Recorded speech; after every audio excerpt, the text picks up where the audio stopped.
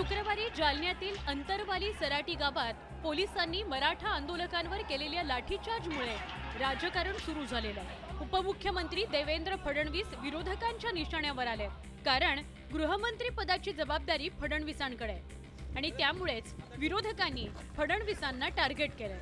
आंदोलकांवर लाठीचार्ज करण्याचा आदेश पोलिसांना कुणी दिला, असा थेट सवाल शरद पवारांनी केलाय।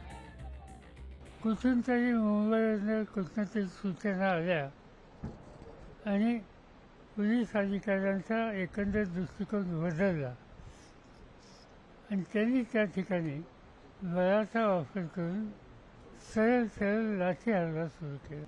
हवेमध्ये गोळीबार केला आणि छोटे छडे असतात ज्वारीच्या साईजचे, अशांच्या मार्फत गोळीबार सुद्धा केला गेला।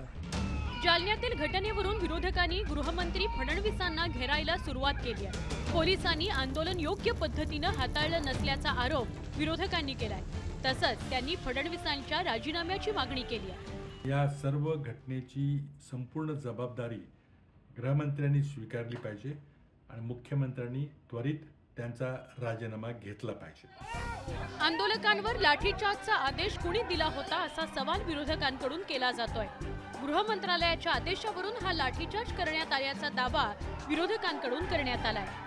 अधिकारी कधीही कुठलाही निर्णय स्वतःच्या लेवलवर घेऊ शकत नाही। वरून आणि खासकर होम मिनिस्ट्रीकडनं जोपर्यंत आदेश येत नाहीत तोपर्यंत लाठीचार्ज केला जात नाही। महापौर कोणाचा होता, का लाठीचार्ज करण्यात आलं?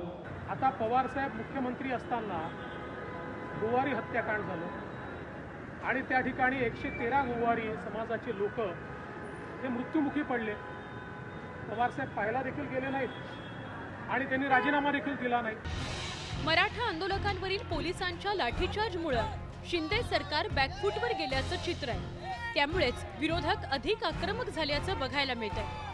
Bureau report, news 18 Lokmat.